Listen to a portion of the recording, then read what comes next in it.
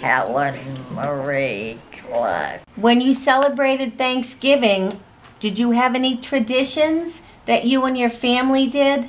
We would always have a big Thanksgiving at Nanny and Papa's upstairs. Oh, yes. And everybody, because we lived in a typical Dorchester 3-decker, and you were one of 6, and everybody would come to Nanny's on Thanksgiving, wouldn't they, at some point? Yes. And all the grown-ups would be upstairs, and then the kids would end up downstairs because there wasn't enough room. You used to like making that, what did they call it? It was with that tinned fruit cocktail and marshmallows.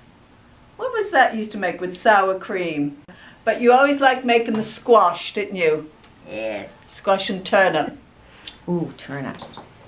Squash and turnip and beets. Squash, turnip and beets. Yeah. Had to have those at Thanksgiving. There's too many in and out, so forth. Yeah. It was because my mother was one of 6. And then, of course, she had 6 children. And cousins were like 4 here and 4 there. So there was so many people. So many in and out. So it was like an open house. Was it like an open house? Yes. So people Yeah. came by when they were able after eating and then come to visit you, and That's right. that sounds right. How many people did you have like sitting down at the table all together? Well, There was all of us, which would have been 8. And then Nanny and Papa. And then it depended who else came. What's the most? We'd have Aunt Stella, but at your house we'd always have at least 24, 25. Wow. This was when she moved to Quincy. What we'd do is you'd have the dining room and we'd just put other tables so extended into the living room. And my mother was always very good about inviting everybody. So we would have my sister-in-law's mother and her brother.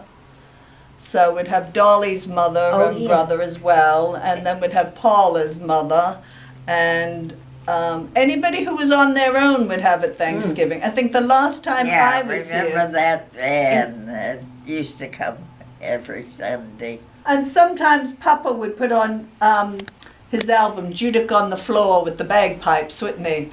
He'd Yes. play that music because my grandfather was from Cape Breton, Nova Scotia.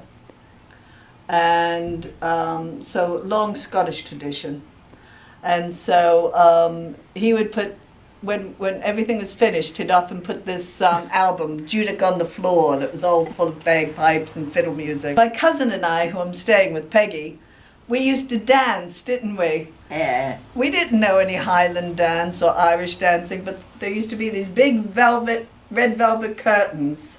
And Peggy and I would go behind them and we'd come out and we'd do this like Scottish dancing, make it up, you know, and we'd put on a little show, wouldn't we? And just everybody just dropped in. So like all of my mother's brothers and wives would come with their children. So the house was just heaving, wasn't it? And Nanny would often make a fruit cake, which is very traditional sort of English or Scottish food, because we in England and in Scotland we have fruitcake at Christmas, so you make it sort of like in September.